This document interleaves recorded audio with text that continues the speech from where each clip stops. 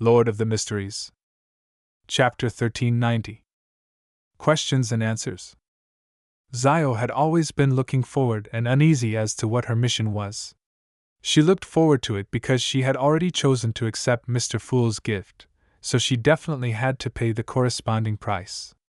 Knowing the mission earlier allowed her to prevent unnecessary second-guessing due to the unknown, guesses that only led to greater fear.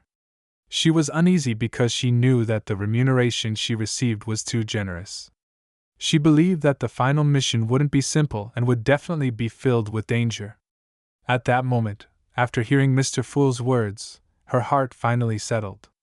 At the same time, she secretly heaved a sigh of relief. Investigating the 3 Sequence 1 beyond her characteristics and the uniqueness of the Red Priest pathway and their locations, and even confirming the present state of the primordial demonis was indeed very dangerous. It was a mission that would result in a terrifying corruption if she wasn't careful, but it was at least better than snatching the uniqueness and Sequence 1 beyond her characteristics or directly facing the primordial demonis. If it were the latter, even with the official factions supporting her, Zio didn't think that she could accomplish it. All she could do was write a will, ready to sacrifice herself at any moment. And if it was just the former, she could use a more roundabout method to obtain the information. She didn't need to encounter powerful existences with high statuses. As a Sequence 4 demigod, Zio was confident. Without any hesitation, she immediately replied, "Yes, Mr. Fool." The Fool Klein had planned on looking to the other side. After some consideration, he added, "Be careful of Bansi." Without waiting for the Tarot Club members to start making connections, Klein said to Leonard, "Your mission is similar to the Moon's. During the besiegement of the Rose School of Thought, gather blessings, auras, and items from the Mother Tree of Desire from their members. It's equally dangerous." He only gave a single warning, without saying as much as he did like when he gave Emlyn the mission. This was because Leonard had a senior angel from the Marauder pathway, parasitizing him. He knew many secrets and knew how dangerous the outer deities were. He wouldn't allow Leonard to act recklessly. Seeing that Leonard was about to nod, the Fool Klein maintained his tone and continued, "You don't have to do too much in promoting my name. You can even choose not to do it." As one of the 22 high-ranking members of the Church of Evernight, as one of the few high-ranking deacons of the Nighthawks, it was very easy for something to happen if Leonard spread the faith of the Fool in private. He would be misunderstood by his colleagues and cause unnecessary conflicts. Miraculously, to Klein, the Moon Emlyn's actions didn't seem to be misunderstood in the same way. To the people and sanguine around him, anything he did wasn't too strange. That's right. Leonard had already recovered from his previous eagerness and realized the cruelty of reality. However, he still wanted to do something. At this moment, the Fool Klein added, "You can share the stories of the world with songs and poetry." Songs and poetry. Leonard instinctively frowned. He didn't immediately respond to Mr. Fool. Klein then said, "Other than that, try your best to raise your own level to prepare for the apocalypse. The reward for all the missions is a wish." Although many Beyonder characteristics had fallen into the real world when the god of combat died, bringing with them a batch of Beyonder creatures, mutated monsters, and abnormal lands, Klein didn't know how many Sequence 1 Beyonder characteristics the Evernight goddess had obtained from the warrior pathway other than the uniqueness, but at the very least, a number of the Sequence 2 angels of the Church of Evernight had the possibility of becoming a Sequence 1 angel. At the same time, if they had obtained additional Beyonder characteristics, they could still switch to the corresponding sequence of the death pathway. This would open a path for the saints to advance, not limiting them to just one pathway. Of course, not every Sequence 3 saint wished to become an angel, but Leonard was currently only a Sequence 4 Nightwatcher. Furthermore, if the corresponding Sequence 3 Horror Bishop position was limited, he could consider Silver Knight and Ferryman. Klein had one set of the former. Leonard fell silent for 2 seconds before he slowly exhaled. "Yes, Mr. Fool." The Fool Klein immediately cast his gaze at Miss Justice, who had been waiting. "Apart from promoting my name, you have 2 missions, One is to assist judgment and investigate the whereabouts of the Red Priest pathway's uniqueness and sequence 1b under characteristics, confirming the present state of the primordial demonis. The other is to work hard to raise your level. One of the missions is to increase my sequence. Audrey was somewhat puzzled about this mission. In her opinion, this seemed to be telling an ordinary person, your mission is to earn even more money. Furthermore, this isn't of any value to Mr. Fool. Could it be that he wants me to treat Mr. World? Just as this thought flashed across Audrey's mind, the Fool Klein added, the higher your sequence, the more opportunities you have to awaken the world. In this aspect, you can make use of external forces to help. The psychology. Alchemist that Hermes rebuilds will be one of the choices, but you need to be careful and take precautions. You have to pay a certain price for this. You can give up the reward you received before. This depends on your will and thoughts. Audrey no longer had any doubts. After a moment of silence, she nodded solemnly. Yes, Mr. Fool. Klein's gaze landed on Alger.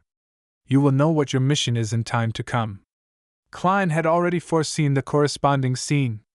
Without waiting for Alger to speak, he continued, you can bring the Sea God scepter, but during this period of time, all the prayers of the Sea God believers will be transferred to the sun, directly pointing at me.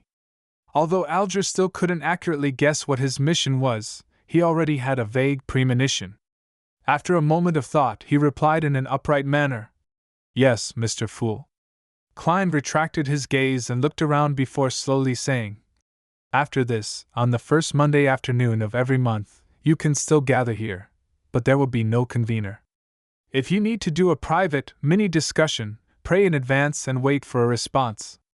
At this point, the Fool Klein closed his eyes and said, let us end today's gathering here. The Tarot Club members couldn't help but feel a baffling sense of sorrow. It was as though a grand ball was coming to an end. They stood up at the same time and solemnly bowed towards the end of the long, modeled table. Your will is our will. Klein waited until they finished speaking before he dispelled his control of them. He watched as the crimson starlight scattered and quickly fell. After staring at the scene for a few seconds, he conjured a yellowish parchment and a dark red fountain pen. After some thought, Klein simply wrote, Dear Mr. Azek, due to some complicated reasons, I might be sleeping for a long time. I'm sorry, but I might not be able to write a letter to you for a long time. With just that sentence, Klein stopped and made the pen disappear. Although he had conjured that piece of paper, with his current status, level, and strength, he could sustain it for more than 100 years, even if it was brought to the outside world. He closed his eyes again, summoned Azek's copper whistle, and blew it. At the same time, he released some of the restrictions that came from Sapphira Castle. The skeleton messenger appeared, and every bone in its body trembled intensely as if it would collapse at any moment. If not for the letter that Klein had handed over, it might have prostrated itself. After the skeleton messenger received the letter and left Sapphira Castle in a hurry, Klein rubbed his temples. This wasn't because the will of the celestial worthy had already escaped from his state of eternal slumber, nor was it because of the pain from maintaining his lucidity. It was just a habit. Klein slowly leaned back into his chair and sighed. On both sides of the long, model table, Justice Audrey, the hangman Alger, the son Derek, the magician Furs, the moon Emlyn, the hermit Catlia, the star Leonard, and Judgment Zio appeared in the order they joined the Tarot Club. But this time, they weren't real. They were only projections. They no longer appeared blurry, revealing their images from Klein's memory. Soon after, more figures appeared.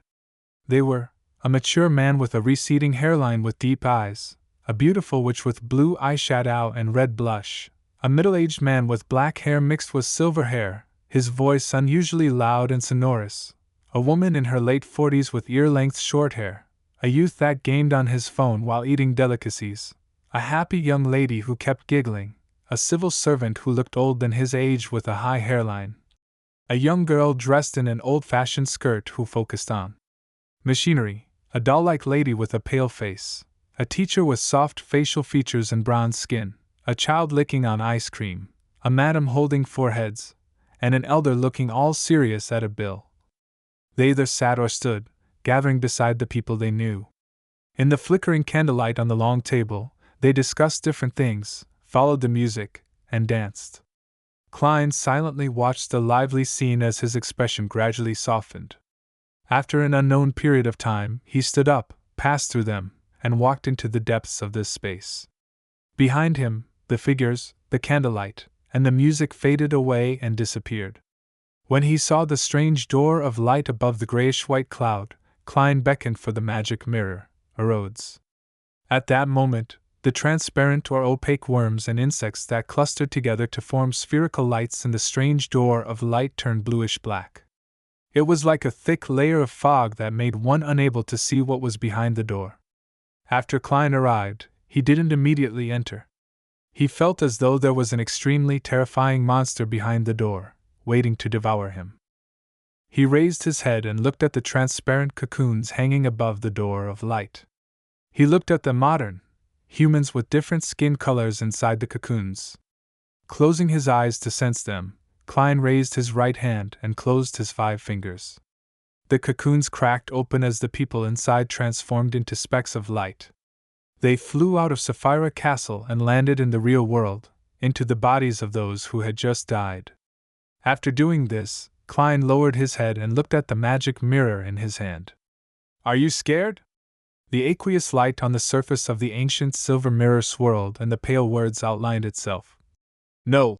In the next second, Rhodes raised his own question according to the rules. "Great Master, are you afraid?"